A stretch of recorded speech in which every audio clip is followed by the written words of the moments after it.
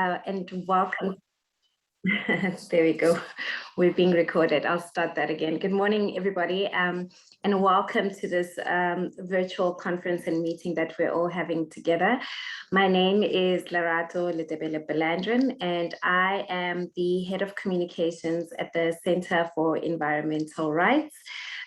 We are very excited to have you all join us this morning as we are launching a very important report titled "The Psychological and Mental Health Consequences of Climate Change in South Africa" by Dr. Garret Barnwell.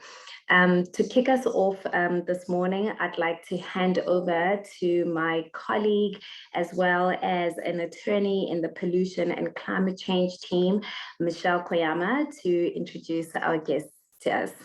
Thanks. Over to you, Mish.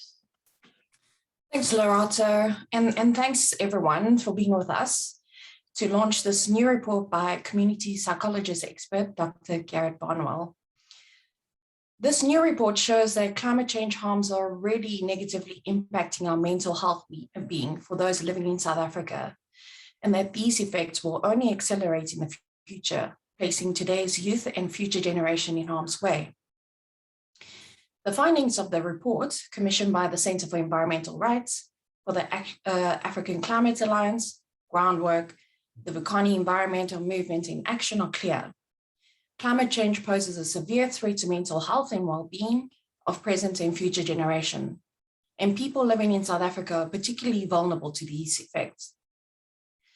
This report was compiled in order to study the impact of government's plan to procure 1,500 megawatts of new coal-fired powered electricity generation, when worldwide we were in a global effort to reduce greenhouse gas emission to combat the climate crisis. The procurement of a new coal-fired power station risks exacerbating the immediate and long-term effects of climate change in South Africa through increasing greenhouse gas emissions.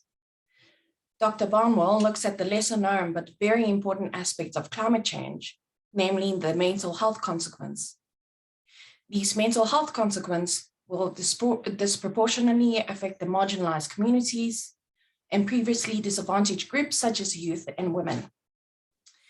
This report also describes how people experience climate change through a range of psychological, traumatic, and stressful responses as a result of climate change. In the launch of this new report today, there are 3 speakers on the panel, including Dr. Barnwell, who will be presenting the report, as well as Ms. Mbali Mabuza from Section 27 and Gabrielle Clarson from the African Climate Alliance. Dr. Garret Barnwell is an independent practice clinical psychologist with more than 10 years of experience in the international medical humanitarian sector. He trained as a clinical psychologist at Nelson Mandela University and worked for the Department of Health at various hospitals across the country, particularly in the Eastern Cape and Gauteng. He's also on the editorial team of the International Climate Psychology Alliance and co-convener of the Psychology Society of South Africa Climate, Environment, and Psychology Group. He has various projects that he has worked on with the Doctors Without Borders in response to climate change, and these include his work in Somaliland during the Horn of Africa crisis, Syria conflict in Lebanon and Turkey, as well as working in mine-affected communities in Bojanala Platinum District Municipality. Dr. Barnwell also has various publications to his name. Mbali Baduza is a legal researcher in the Health Rights Program at Section 27. Her work focuses on climate justice and the impacts the climate crisis has on the health system in South Africa, on access to health services for migrants, and on the criminalization of HIV intentional transmission, amongst others. She studied at Rhodes University, and she's currently completing a master's at the University of Edinburgh. Our third speaker is Gabrielle Clarson, who is an intersectional youth, climate, social justice activist, community officer, and youth coordinator at the African Climate Alliance. He and his team successfully organized the Cape Town Global Climate Action in 2020, and he continues to be a prominent voice for youth climate action. So without further ado, I present to you Dr. Barnwell, who will be presenting his main findings of the report. Over to you, Dr. Barnwell. Thanks, Michelle, and also thanks for everyone who's joined us. I just want to share my screen quick.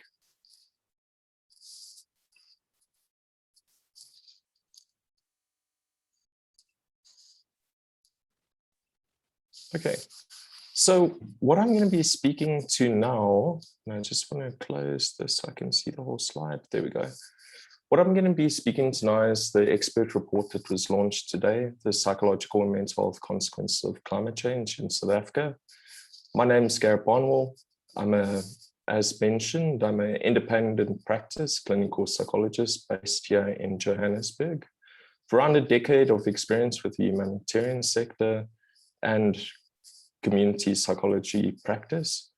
My research focus is on the mental health impacts and psychological consequences of environmental degradation and environmental injustices. And I have numerous professional associations with climate psychology. So the expert report was commissioned by the Centre for Environmental Rights for the African Climate Alliance, Groundwork, and Vukani Environmental Movement in Action. The question posed to me was, what are all the psychological and mental health consequences of climate change in South Africa? And my expert report and conclusions reached that I will share with you today are based on my clinical training, a very thorough literature review, and experiencing climate psychology, the public health sector, and humanitarian sector. The report includes almost 150 local and international peer-reviewed academic or policy articles. And I'd like to just also thank reviewers of the report that I've also acknowledged in the report, Prof. Seth Cooper, Dr. Andy Fisher, Dr. Lisa van Susteren, and Dr. Tony Wainwright. All have either extensive experience in community psychology, human rights, or climate change. So just in briefly to summarize what is my expert opinion. So climate change poses a severe threat to mental health and well-being to present and future generations. And people living in South Africa are particularly vulnerable to these effects.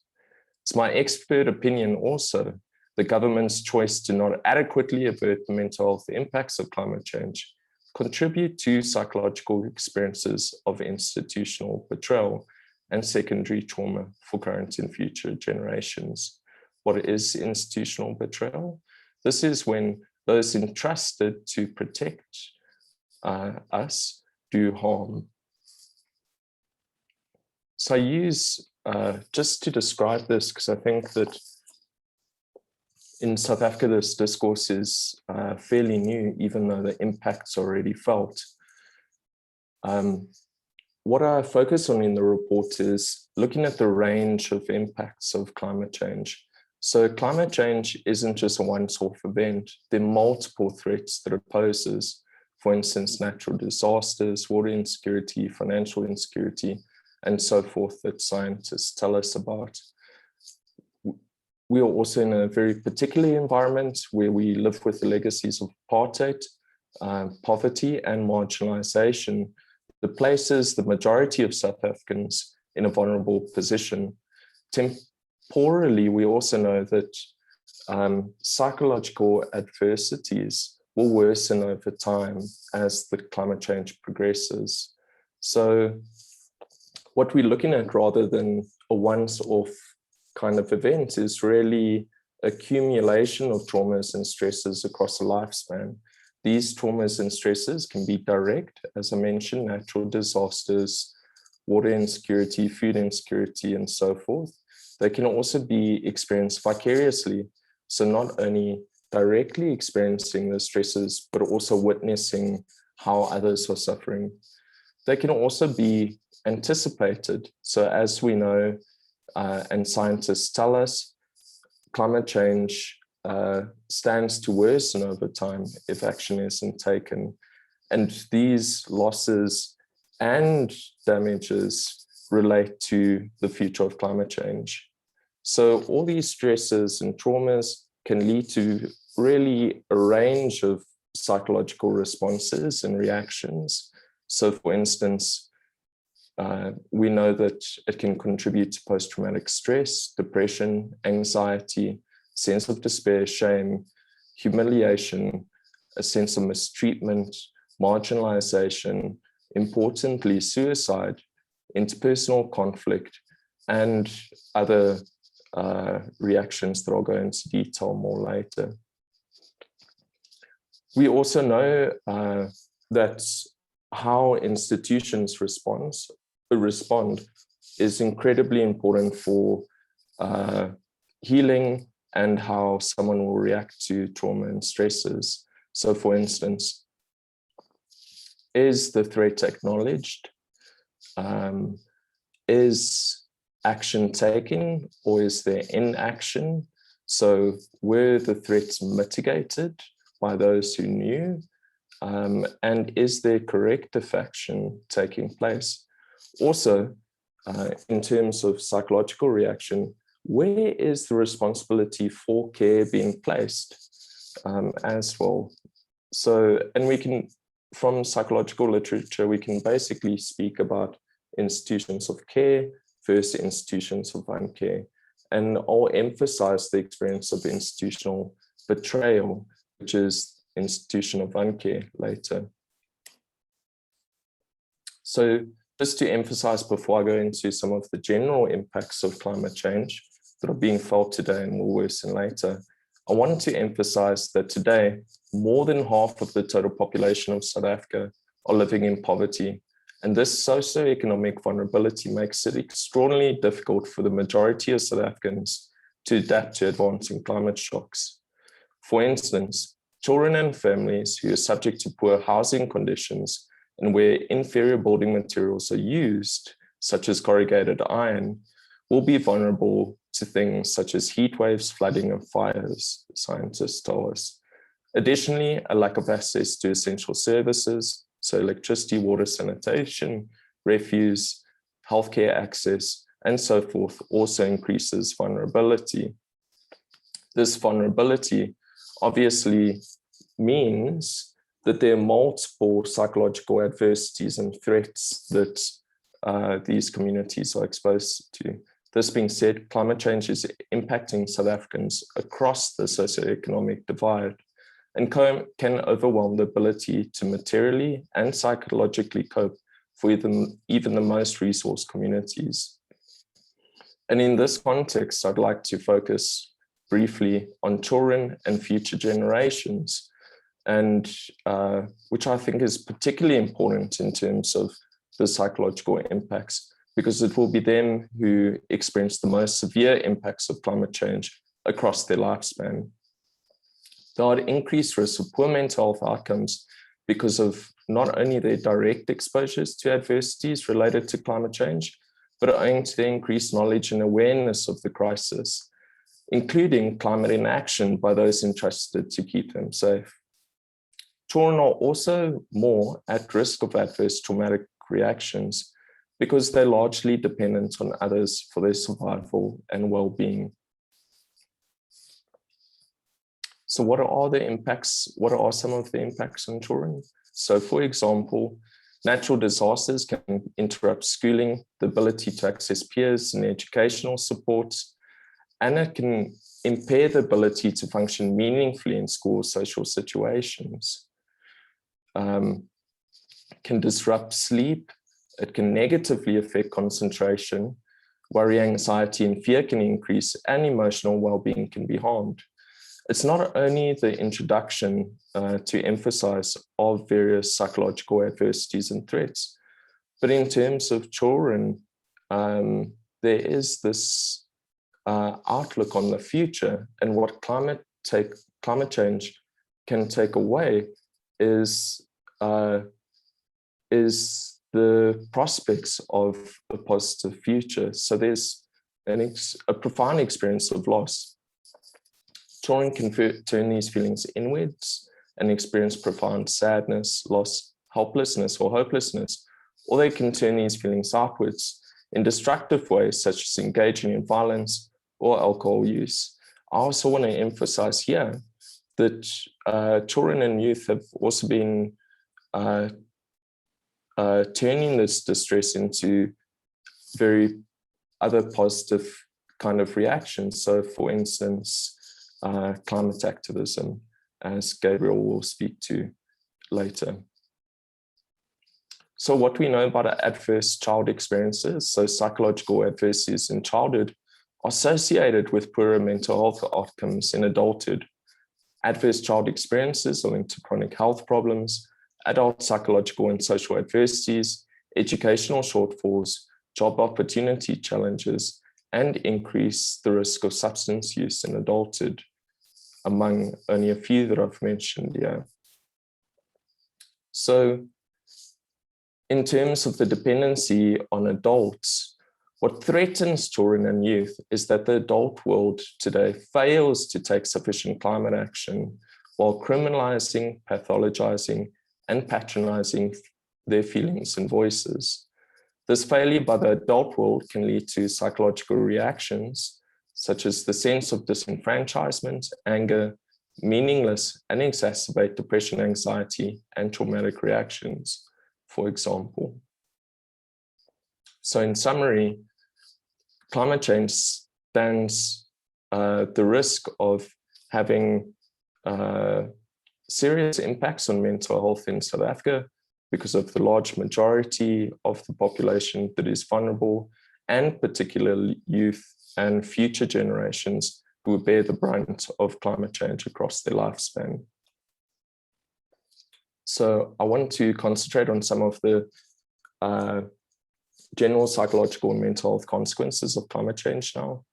And those of you who have seen the report, and it's now been uploaded onto the Center for Environmental Rights webpage, on page 4, I summarize some of these impacts, which just as you look here are significant and quite diverse.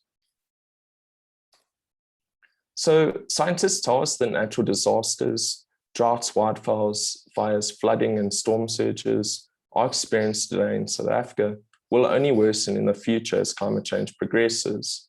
For instance, we know of the droughts in the Eastern Cape, the Day Zero, the wildfires in the Garden Route, flooding, for instance, in the Durban Easter floods, and other storm surges. Profound psychological harms will occur owing to these increased exposures to natural disasters. What we know is well established already, that high levels of distress, depression, anxiety, post-traumatic stress, substance use, self-harming behavior, suicide, protracted feelings of fear, vulnerability, uncertainty, humiliation, a sense of shame, increase in interpersonal conflict, etc., increase after natural disasters.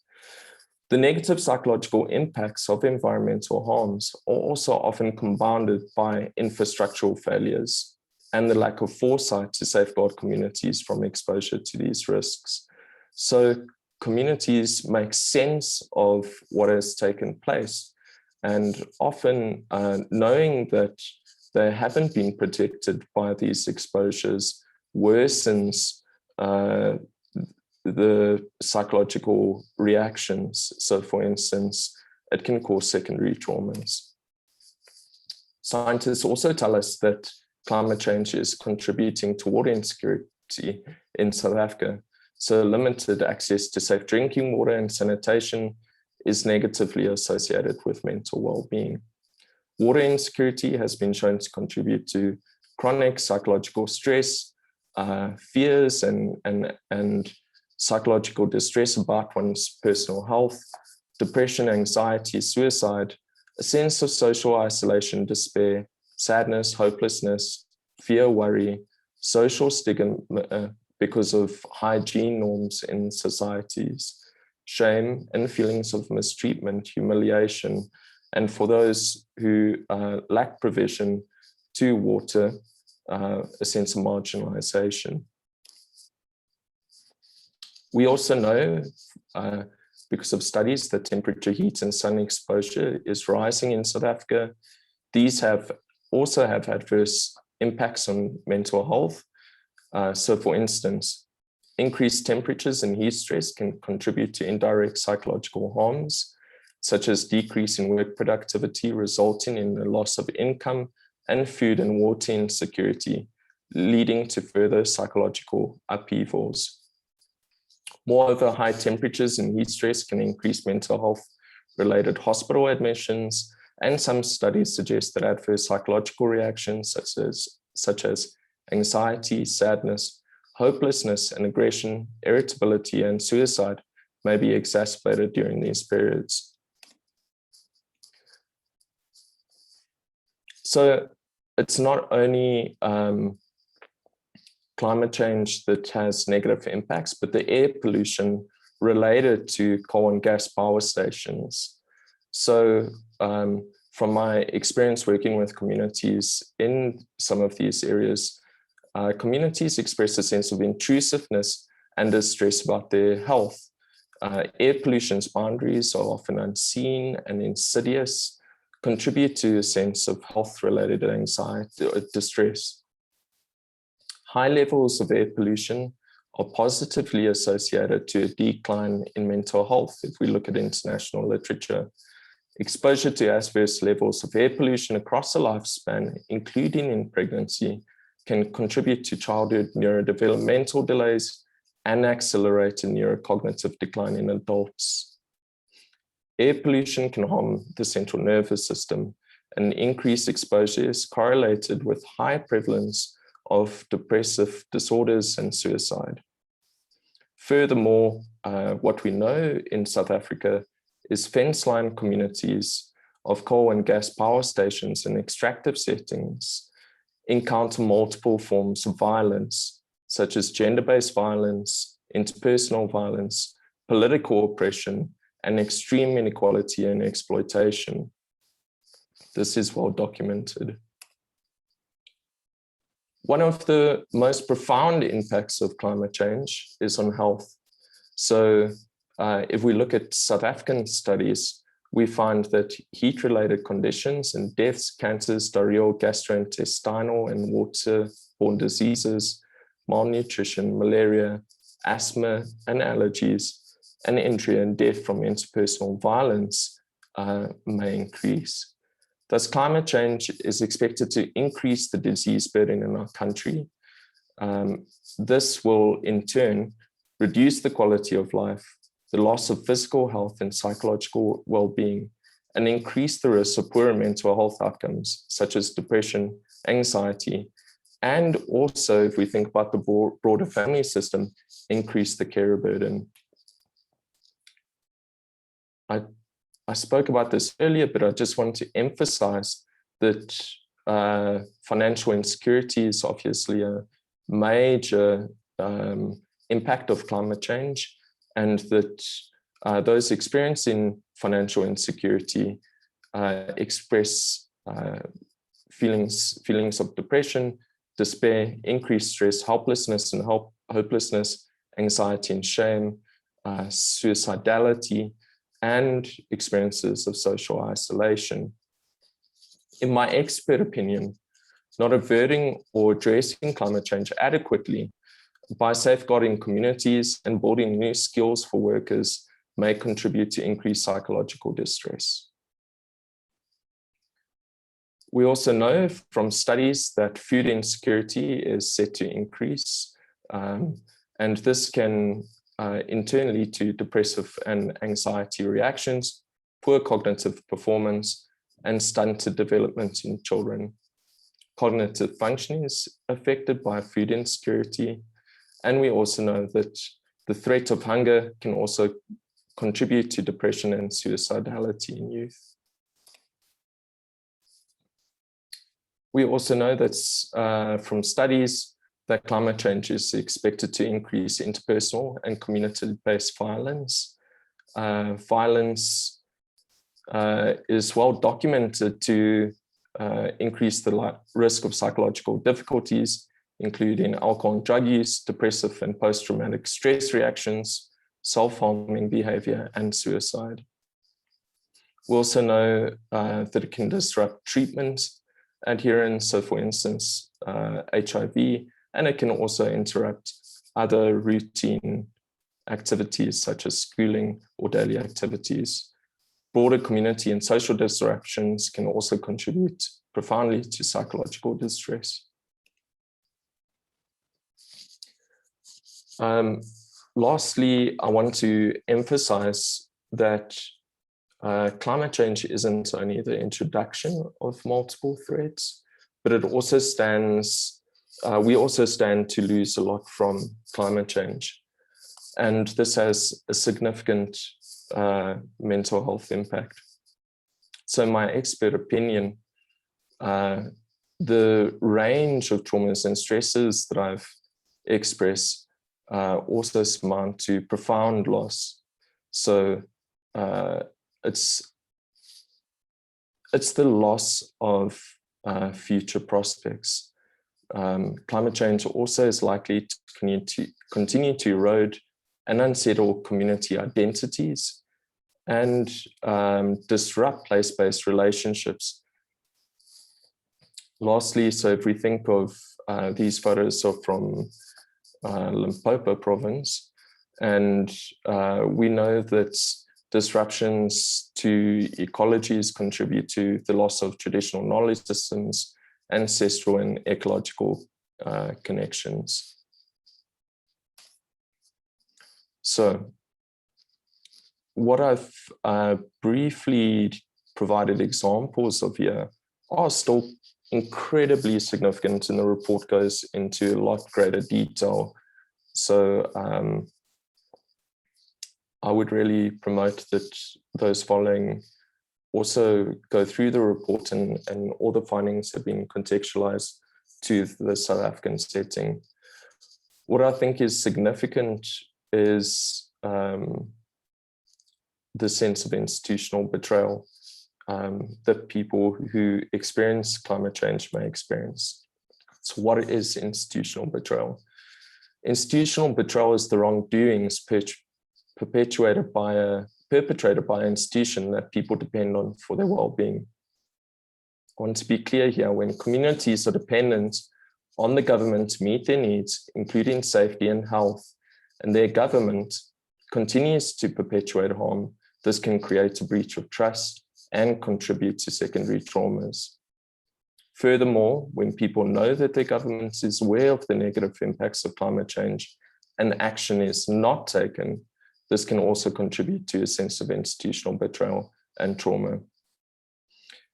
Institutional betrayal can occur through the failure to prevent harm, importantly. So in the report, I highlight 3 factors where I see the government as creating a context for institutional betrayal. The first factor that contributes to this context is that although the government is well aware of the harms of climate change, regretfully, the actions not only appear to neglect to avert South Africa's contributions to climate change, but the Climate Action Tracker and reports commissioned by the Centre for Environmental Rights suggest that the current measures would worsen climate breakdown, which would contribute to a range of adverse psychological outcomes that I've described in this report. So, despite knowing that climate change is taking place, the action doesn't meet the demand. Secondly, I speak to transitional failures. So the extent to which workers and their communities will be impacted is based on the extent that countries safeguard communities and transition the electricity sector to prevent the burning of fossil fuels that contribute to climate harms. In my expert opinion, these transitional failures that may create stranded assets and communities, job losses, and increased climate change health consequences contribute further to the experience of institutional betrayal and harm. So they exacerbate these underlying experiences of betrayal. Then also we need to think about what is the response like? And what I say in my report is that not adequately addressing climate change impacts will also contribute to significant psychological harm. So for instance, we experienced serious shortfalls in South Africa, and the decision to continue to procure these stations will shift the negative health consequences on individuals who will need to access an unequipped public mental health care system where the vast majority of people are already falling into a profound treatment gap. For instance, the treatment gap, as we know, is 92%. So the majority of South Africans aren't able to access care. So this is my final slide. And in the report, what I conclude, and I'll read this out to you now. In my expert opinion, the government's decision to not adequately avert the mental health impacts of climate change contribute to the psychological experience of institutional betrayal and secondary trauma for current and future generations. The institutions that are supposed to safeguard communities make decisions that will have an irreversible and profound consequences for the mental health and well-being of these people. We cannot escape the fact that climate change impacts pose an existential threat to individuals, families, and communities that are psychologically and otherwise harmful. Thank you very much.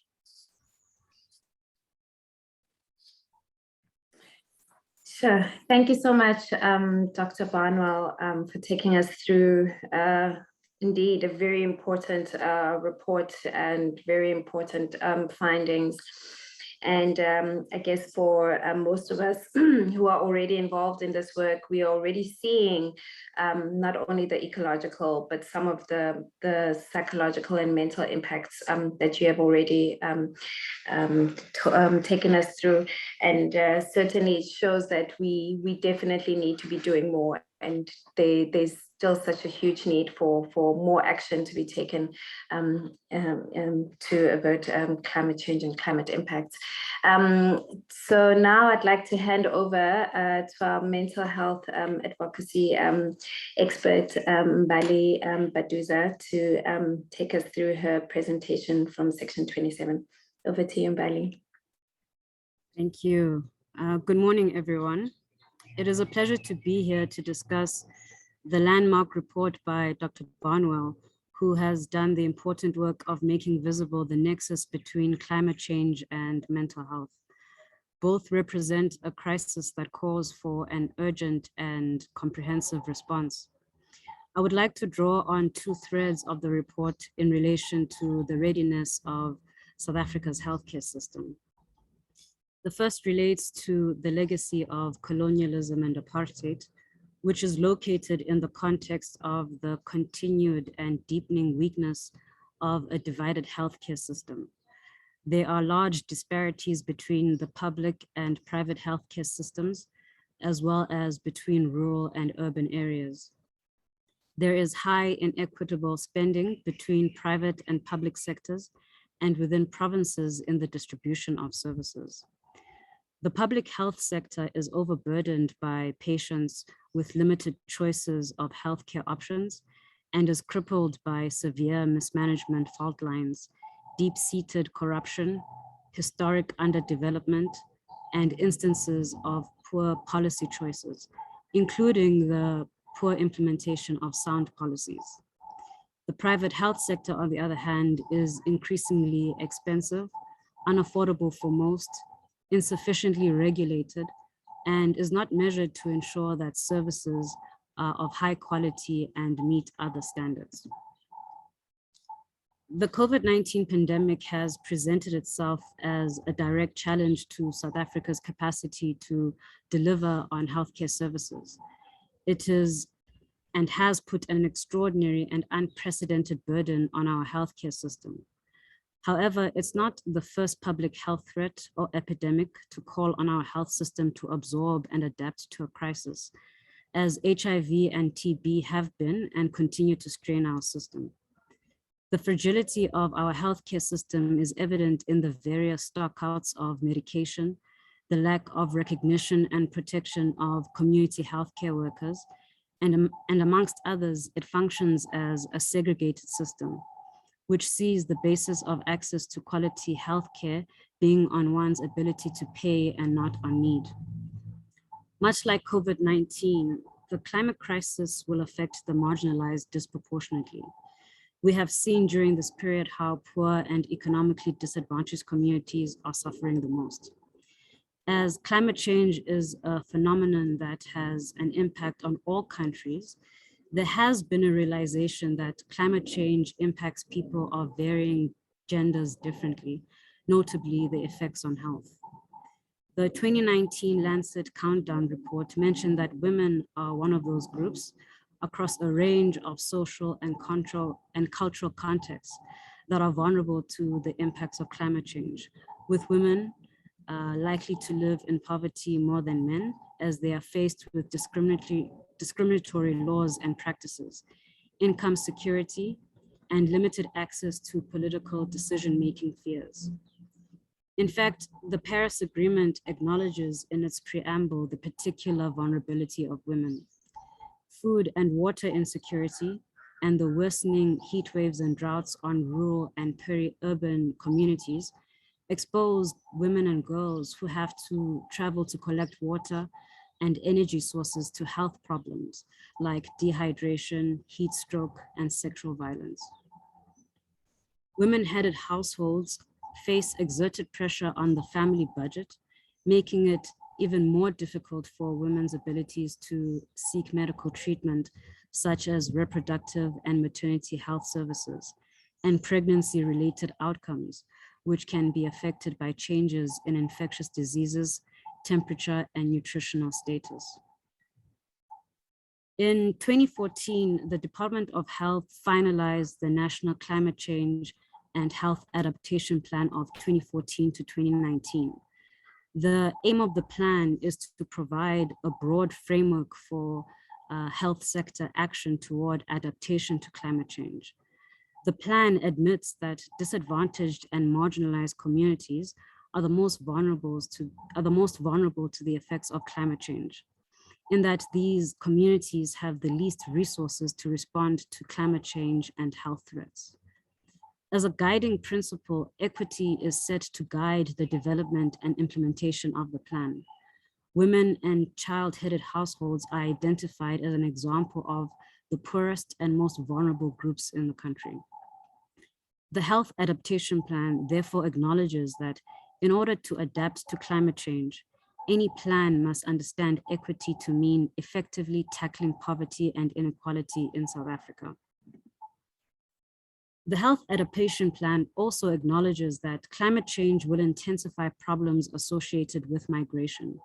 The plan notes that provinces sharing borders with neighboring countries need to assess the health system readiness and effectiveness to the needs of climate refugees and migrants. However, experience has shown that refugees and undocumented migrants seeking healthcare, including life-saving care, are often turned away from hospitals despite the Constitution providing the rights to everyone and not just citizens. Foreign nationals are routinely subjected to discrimination and violence. The treatment of refugees in South Africa, mostly from SADC countries, indicates that we are a long way from acknowledging a shared responsibility towards people displaced by factors beyond their control. This links to the second thread I wish to draw on from the report, which is institutional betrayal. Dr. Barnwell has already described this, but let me do so again quickly. Dr. Barnwell describes institutional betrayal as when communities are dependent on the government to meet their needs, including safety and health, and their government continues to perpetuate harm. That institutional betrayal occurs through a lack of transparency, procedural and participatory injustices, not taking corrective action, and delaying action or mitigating harms when potential harms are well known. The Health Adaptation Plan expired in 2019.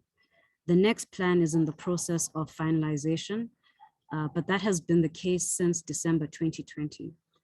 Currently, there is little to no information available on the implementation of the adaptation plan of 2014 to 2019 and what the plans are for the next 5 years. Only 1.9 million had been budgeted for the implementation of the plan. Our healthcare systems are already fragile, a budget of less than 2 million to cater for climate change impacts will do little to strengthen the capacity of the health system to adapt.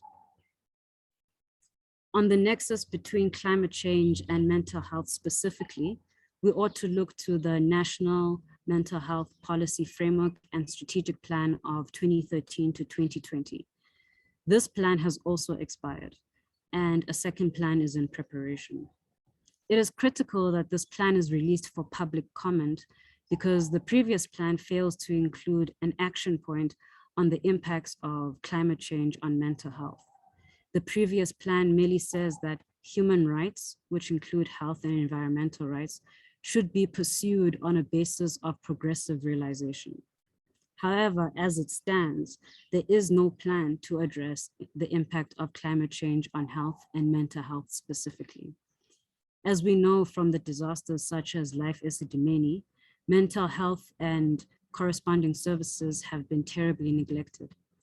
Even with upcoming plans, it is further concerning whether the Department of Health will have the capacity to implement its policies effectively and to deliver on services when the national budget tabled in February this year has planned to reduce spending on public health by a massive 50.3 billion rand over the next 3 years.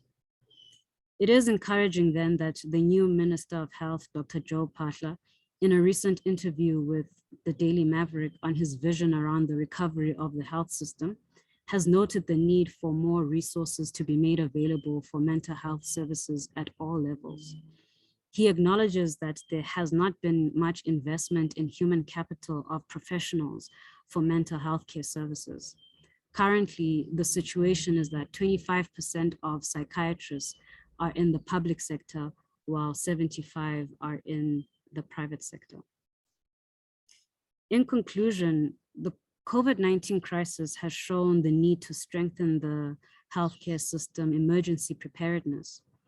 As the climate crisis accelerates, which Dr. Barnwell correctly characterizes it as an intensifier of existing threats, our system needs investment to build and maintain disease surveillance, identification and support of vulnerable communities, health facility preparedness, cross-sectorial collaboration, and public trust. South Africa's health institutions and services at present are not resilient at all and have numerous vulnerabilities. As South Africa moves towards universal healthcare under a unified system, it is an imperative that the looming global climate emergency finds us with an established system that is reliable, fair, and prepared. A just transition away from fossil fuels is inclusive of strengthening the health system because it will often be placed in the front lines of any given crisis. Thank you. Thank you so much, Mbali. There's definitely interest in your presentation as well. So I hope you'll be able to share that with us so we can share it with folks who are interested in the amazing work that you're doing. And we are running a little bit behind on time, so I'm just asking folks to just bear with us. And now I would also like to hand over to Gabrielle Clarson, who represents the African Climate Alliance, to really just share with us their experiences as a youth who's engaged in the climate struggle. Over to you, Gabrielle. Thanks. Thank you so much, Lerato. And thank Bali and Dr. Barnwell for your presentations. I think it's also quite added a nice foundation to my less than factual, but a more lived experience based presentation and analysis going forward. I'm just going to share a screen with you all for one moment. And I want you to look at the photos on the screen. If you can all just let me know if you do see the screen, that'd be awesome. But we can see. Excellent. So what you see is what you expect to see when you think about youth in climate action. You think of young people standing proudly, hands up, fists up. You see people walking with banners, speaking, calling for justice, holding banners and placards. This is what you see. And this is what the leaders of tomorrow are supposed to be. But we are actually while this is what you see, it's not the only story that's been told. I'm going to let you look at it for 1 second before I stop sharing. I'll share it again at the end of my kind of talk. But I really want you to like look at it, see the young faces present on the screen.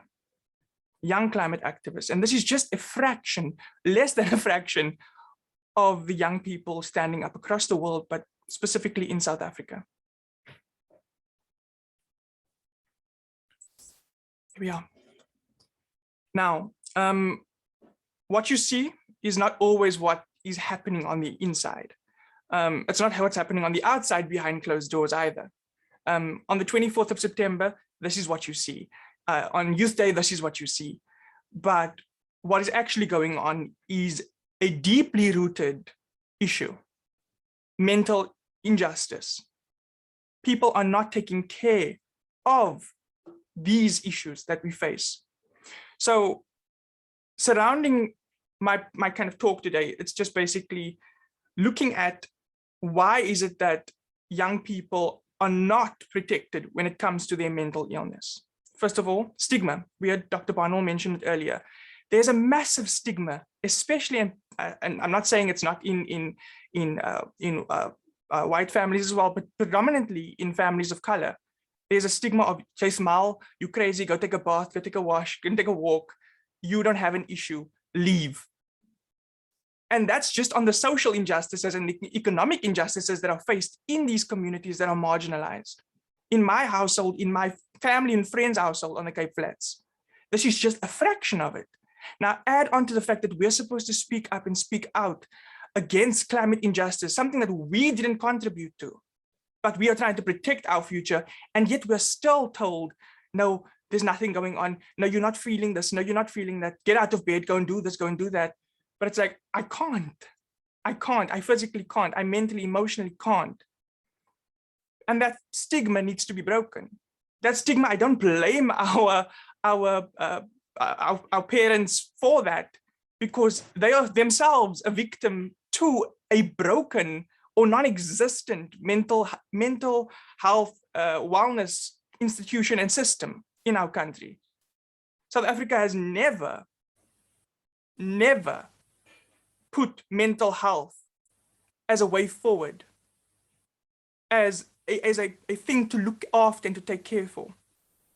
And going back to the point where I said that there's additional challenges that we face as young people. When looking at the stigma that's surrounding mental health in general, that mainly predominantly circulates the social and economic injustices that we as young people face. When I talk about that, I mean the fact that young people are already living in fear of their life, predominantly younger youth and women, when it comes to gender-based violence, when it comes to education, when it comes to gun violence and gangsterism in our communities. There is such a stigma surrounding being fearful, feeling the way that you feel, feeling anxious, feeling depressive. And that is something that's not taken into account. But when you add on to the fact that we are now standing up, speaking for our future, and watching our future and our present be ripped apart in front of our eyes by government. And that's why I love the term that I've learned today, which is institutional betrayal. Our government is supposed to protect us, but they aren't. They're supposed to be following Section 24 of our Constitution, but they aren't. And yet we are still supposed to be standing up. And every single time near election time, we stand with you and we are proud with you, wear this t-shirt. What is a t-shirt going to do for our physical health, but also our mental health? And I just want to tell us a quick story before I kind of move forward, because I'm aware of time. But when I have conversations with a few of the young people in African Climate Alliance, in the different networks that I work with, it's predominantly teenage youth, but also youth in university. The issues that I have to sit on the phone with, not have to, willingly do and sit on the phone with. It's heart-wrenching because they can't speak to their parents about it because they'll be told off. There is such a heavy burden on young people that is overlooked. And in times like this, when we have these type of conversations, it's predominantly cool. We'll look into it, we'll talk about it. people in the panel, I hope you're listening, people in the attending, I hope you're listening. We can't only have it once a year when an expert report comes out. Because on top of worrying about failing for school, matriculants writing right now feel like literally everyone has dropped anything to do with climate change and climate action right now because they're focusing on their final exams. They do not want to fail. They do not want to disappoint their parents. They do not want to disappoint their friends, because there comes a massive shame when it comes to your successes and your journey moving forward, because oftentimes it's viewed as a race rather than a journey. And that's the same that can be said when it comes to climate justice and climate action. It's viewed as a race. It's viewed as we need to get this thing done. We need to do this. We need to do this. We need to do this. But while we're on that race, we forget that we actually need to take breaks for ourselves. We need to take pauses. But when we take pauses, we're told we're not doing enough. And that's the massive problem. And so there aren't structures in place. There isn't focus, or if there are structures, it's not good enough.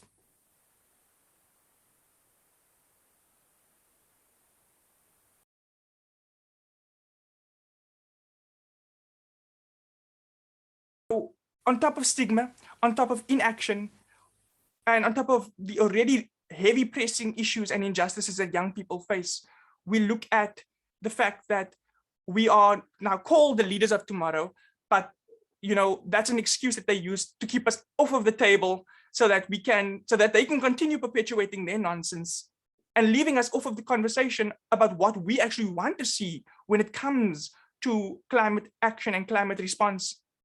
Which brings me to my last point, that in these climate responses that our government is taking forward, I would genuinely like to see that there is a specific emphasis on adequately kind of addressed mental health aspect. We need climate response built on the foundation of mental health response, on mental health protection, on systems that will make sure that not only young people, but adults in our communities who are going to be, who have these issues, but they don't understand what it is, honestly, because to them it's like, I'm just feeling sad, I'm feeling down. But what is it actually behind the scenes? Because there is a disproportionate there's a disparity when it comes to education, and we're not all blind to that, especially in South Africa. And so moving forward, climate action with climate action, you need to address mental issues and mental injustice and the stigma surrounding it. There also needs to be a way that we combat this issue now, not 10 years from now. I'm suffering today. My colleagues and my friends are suffering today. And the further we delay it, the worse it's going to get, to a point where we then normalize it in our own minds and perpetuate it to our children and the generations to come. And the cycle just continues and continues, continuing to strangle the youth on the ground as generations move forward. So I'm going to share my screen once more. This image is what we see today. We see young people standing up and marching for their future. We see, in the middle, you see Africa unite against climate injustice. We see in the top corners, we see young people holding their fists up, holding banners, shouting for climate justice, for social justice, for economic justice. At the bottom, we see young people holding up signs and speaking out. This is just a fraction of what we see. But it's not what's only going on. It's not what's going on behind closed doors. It's not what's going on internally. This year is what we could have. And it could be genuine across the board if we take into account the fact that when combating climate injustice, social injustice, economic injustice, that we need mental institutions and structures and mental health institutions and structures to be beneficial to young people. While we fight for our future, alongside the people who fought for their future before us, we would hope that our government and that decision makers, that people in power, that people writing reports like the one we've read today, or had the president of today, the pleasure of seeing today, that they would realize that young people can't just rise to the occasion whenever they snap their fingers. Because the reality is that this is at the moment a September 24th thing, a June 16th thing. It can't be a thing that continues every single day of the year, because burnout is a real thing. Mental pressures are a real thing. Social pressures are a real thing, and none of them are being covered. So in climate action, I'd love to see this future, but right now we aren't. Thank you.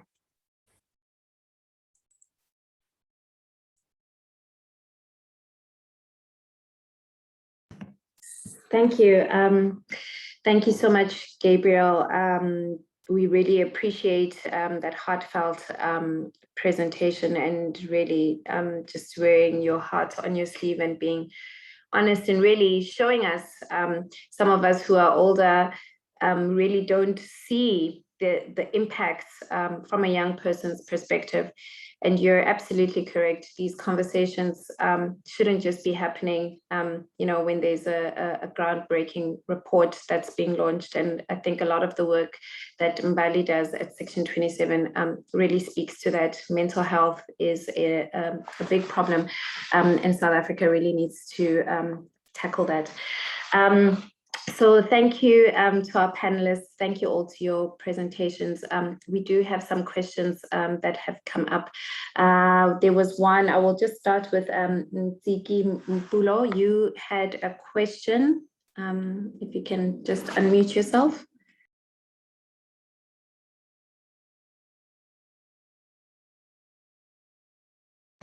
Nziki, are you still here? Okay.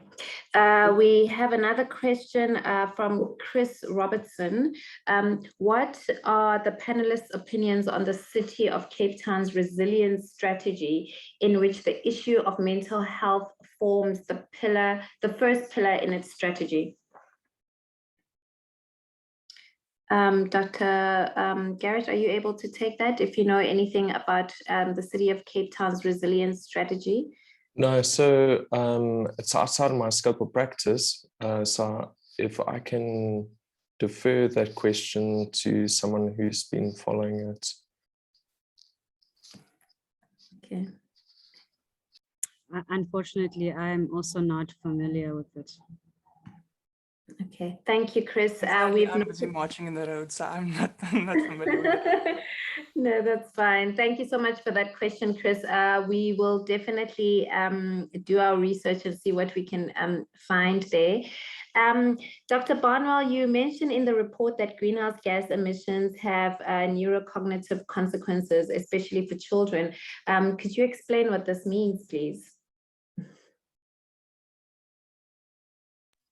Yeah, so what we know from some of the expert studies that have been previously launched, one of which that has been commissioned by the Centre for Environmental Rights, that there's numerous health impacts of air pollution from these stations.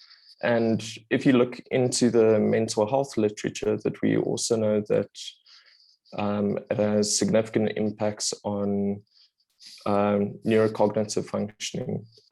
So it can impact childhood development, neurocognitive development. So what this looks like is that concentration can be affected, psychomotor functioning can be affected, and just generally what this looks like in a classroom is that a child that has been affected may struggle at school or have difficulties concentrating or so forth. When we think of these effects as well, they happen across a lifespan. So it's not only in childhood that people are affected, but these impacts have later effects. So we know that dementing processes, so like dementia, for instance, studies suggest also linked to adverse levels of air pollution. Thank you. There's quite a few chats happening there. And as well, Dr. Barnwell, you also mentioned in the report that, of course, that South Africans it's extraordinarily difficult for South Africans to adapt to climate shocks. Why do you believe South Africans are particularly vulnerable to mental health impacts of climate change? Okay, thanks a lot. So it's a very important question. So two things. If we review literature, we know that climate change is vulnerable. South Africa is incredibly vulnerable to climate change impacts. And these impacts being droughts, water insecurity, flooding, wildfires, financial insecurities, food insecurity, a number of other things that I've specified in the report. And then just to pick up what I mentioned briefly in my report and also what Mbali spoke about and Gabrielle, is that, you know, we live in a country with particular history, and that's apartheid. And we sit with these legacies today where the majority of the country don't have the material resources to adapt as one would expect in other areas in the world. So inequality does play a role. This being said, I do want to also just state that while the impacts are differently experienced, so Mbali also mentioned gender, Gabrielle mentioned experiences of discrimination, stigma. I think that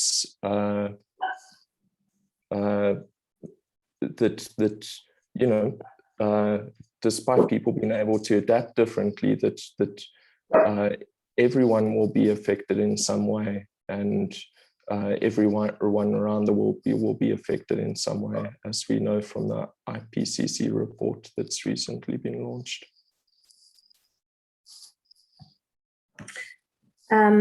Thank you, Dr. Barnwell. Question for you, Gabrielle. If you imagine where you are going to be in 10 years' time, what is your greatest fear and your greatest hope? I've answered this one because this is a fan favorite for young people to answer. But greatest fear is that there won't be a future worth living in. Suicide rates will go up. Physical harm will go up, drug abuse and substance abuse will go up. It's just the reality. I don't mean to trigger anybody, but it's the reality. We see it already, you know, because alongside climate change comes an unstable society and economy, which, you know, continues to emphasize and hit on the existing issues that young people face. The fact that 74% of us are unemployed in this country. And then you add on to the fact that we'll then be suffering because we'll be, I think, 1.5 or 2 on the dot degrees in South Africa in 10 years' time because of the climate inaction. It's just the simple reality. My biggest fear is that I wouldn't want to live in a future that if we continue on our current trajectory in 10 years' time, which is the sad reality. But it's the truth. But my biggest hope is that based on actions by people in the space today, I think there's about almost 80 or 90 people present, that we don't hold on to the knowledge and the things that we've held today, but rather we spread that further and we move on, so that the future can be defined by socio, environmental, and economic justice, with mental health taken seriously and catered for accordingly. Thank you. Thank you so much, Gabrielle. And then a question for Mbali. seeing, has there been any form of acknowledgement from government in relation to just acknowledging the role that climate change plays in disproportionately affecting women, and then of course the specific needs and interventions that are required around supporting women's health and mental health? Thank you for that question. In short, no. Other than the National Climate Change and Health Adaptation Plan, we know that the next plan for the next 5 years is in process of being finalized, and that comments were released. The plan was released for comments in February 2019, but little has been said about it since. But even then, the way the policy is drafted, it just merely states what the problem is and doesn't have specific action points on how to address them. And what makes it even more difficult is the question whether, the Department of Health has the ability to cater for the needs, because we are severely underfunded. So while there remains uncertainty on the release of the health adaptation plan for the next period, funders, researchers, activists, health professionals have an opportunity to monitor, invest, and advocate for the availability of gender disaggregated data, gender sensitive assessments, and gender responsive interventions, which are essential to enhance health equity by providing more effective mitigation and adaptation policies. Thank you, Mbali. Dr. Barnwell? Yeah, maybe just to add on the response, and I think that this is just to emphasize my expert opinion on the sense of institutional betrayal, is that, we shouldn't assume that the public mental health care system caters for, and that there is a significant gap in care. So, we can write things in policy that there will be the catering for mental health and all of that. But the reality on the ground is that the majority fall within an extreme gap of care. That also being said, that under the current public mental health care system, not all psychological experiences and stuff are catered for. So I think that, the closer that you look also in terms of what care is provided, we know that basically the burden would be shifted on a mental health care system that doesn't actually exist.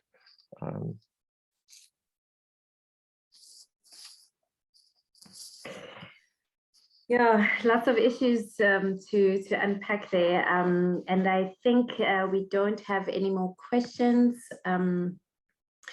And if that's the case, we've certainly reached the end of our presentation and our session this morning.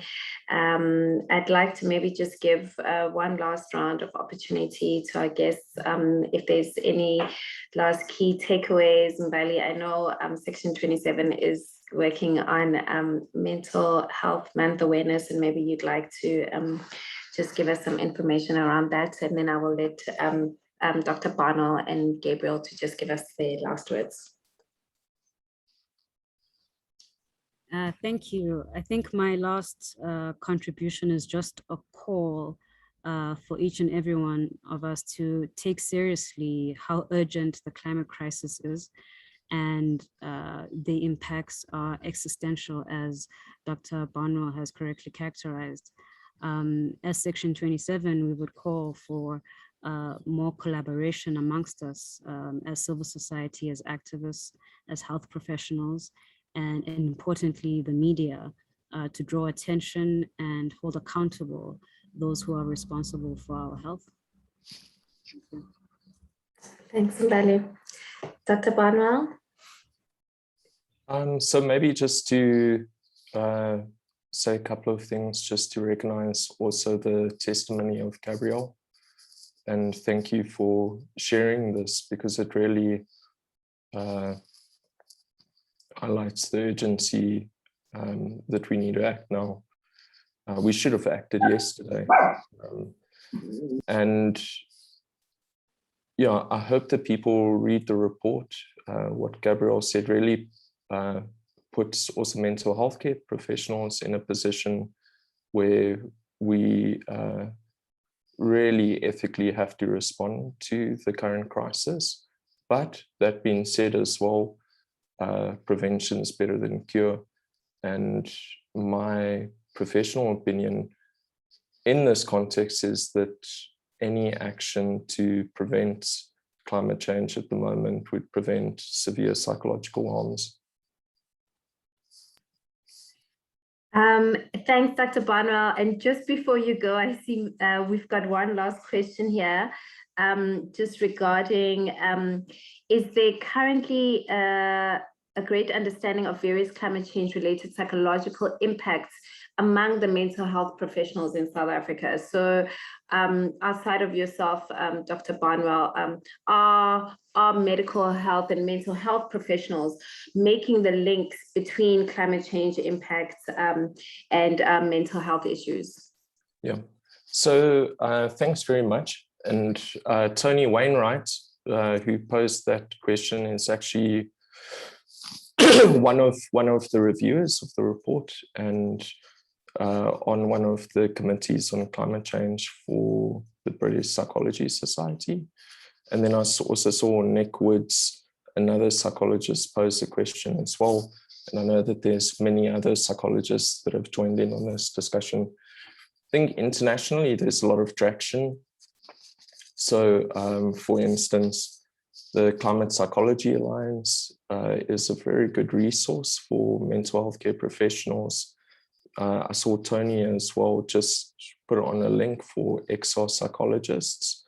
Just in terms of South Africa, to be very clear, is that we don't get taught at all about climate change, let alone some of the broader social challenges that the majority of people face in South Africa. So there's a clear gap in the curriculum there. And CISA, I mustn't speak out of turn because I'm not representing the Psychology Society of South Africa yet, but has just recently started a group on climate, environment, and psychology. But there's a tremendous amount of work to do, and currently little to no services being offered for people like Gabrielle or members of the public that have been affected. So that as well, I can highlight the gap in public mental health care, but I can also highlight the gap in the profession as well.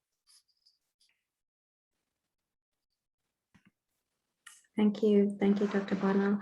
And from you, Gabrielle, just last closing comments. I'm often one to inspire and mobilize. I do apologize if I've snubbed people's emotional spirits today, but I did feel like to not take this opportunity to show the real injustice would be a misrepresentation of youth on my part. Oftentimes we do hear the motivational side of youth taking action, but we never see the messy side that's swept under the carpet, so to speak. And to the point of climate education and things like that, I think we definitely don't have any decent climate education that doesn't come from NPOs and NPCs and CBOs, nothing institutionally kind of coming from the government.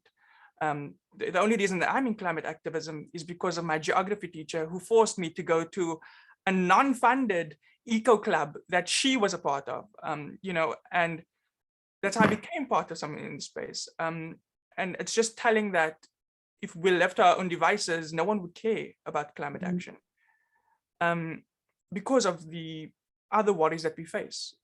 So I think just moving forward, I think understanding that my conversation today, I'm looking back at it in my mind right now, quite passionate, quite strong, but I hope it was heard, and that action comes from not only what I'm saying, but from what everyone on an intergenerational level are saying about the harms and the effects that we face disproportionately in our society.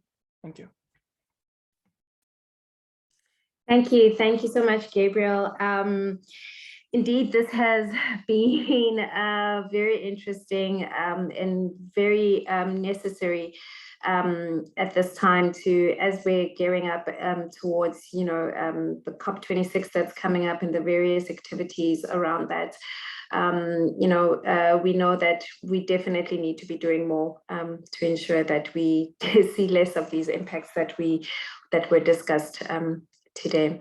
So thank you. I'd like to say thank you to all our panelists who joined this morning, Bali from Section 27, Gabrielle from African Climate Alliance, and of course, Dr. Garret Barnwell, and to all everyone who joined us from various parts of the world. Thank you so much for taking the time to listen to our session. And indeed, the report is live on our websites as well as the summaries, and we will be sure to keep sharing it as widely as possible. Thank you all. Thank you so much. Bye-bye.